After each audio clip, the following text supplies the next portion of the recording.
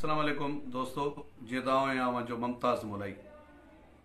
अॼु मां जंहिं ॻाल्हि ते ॻाल्हाईंदुसि तमामु हिकिड़ो बहितरीनु असांजी सिंध जो बहितरीनु मल पहलवान ग़ुलाम हुसैन पठान ऐं तमामु मुंहिंजी पसंदि जो पहलवान जंहिं तमामु सिंध में बल्कि पाकिस्तान में अॼु मुल्क खां ॿाहिरि बि वञे पियो, असांजी सिंध जो नालो खणी वञे पियो। सिंध जो ॼाओ आहे, सिंधी ॿोली ॻाल्हाईंदो आहे ऐं तमामु हिकिड़ो प्यारो इंसानु, अलाह हुनखे हयाती ॾे। हू असां सां बि प्यारु कंदो आहे।